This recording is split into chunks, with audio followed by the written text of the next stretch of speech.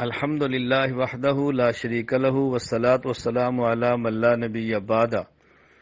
اللہ تعالیٰ نے حضرت محمد مصطفیٰ صلی اللہ علیہ وسلم خاتم النبیین کے واسطہ سے قیامت تک آنے والے تمام انسانوں کے لیے تمام حالات کے لیے ہدایات عطا فرما دی ہے۔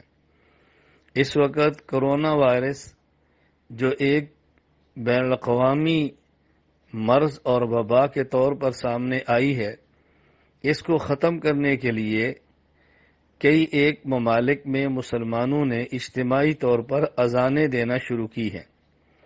مصائب اور بیماریوں کو دور کرنے کے لیے اجتماعی اذانیں دینا حضور اکرم صلی اللہ علیہ وسلم سے، صحابہ کرام رضی اللہ عنہم اجمعین سے، مفسرین، محدثین، مجتہدین، فقہاء سے ثابت نہیں، لہذا وہ اعمال اختیار نہ کریں جو شریعت میں موجود نہیں اور شریعت سے ثابت نہیں۔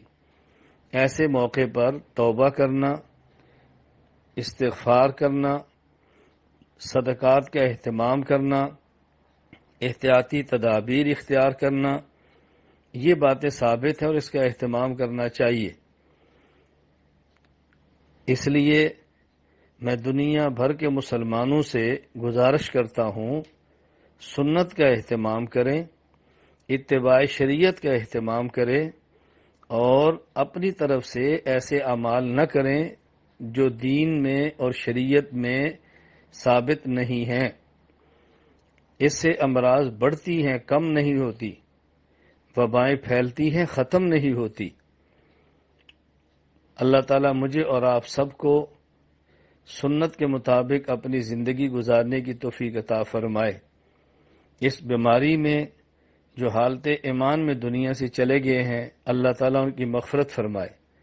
جو بیماری کے اندر مبتلا ہیں، اللہ تعالیٰ ان کو صحت عطا فرمائے، اور جو اس بیماری سے محفوظ ہیں، اللہ تعالیٰ ان کو محفوظ ہی رکھے، بیماری ان کے قریب بھی نہ آئے۔ وآخر دعوانا ان الحمد للہ رب العالمین۔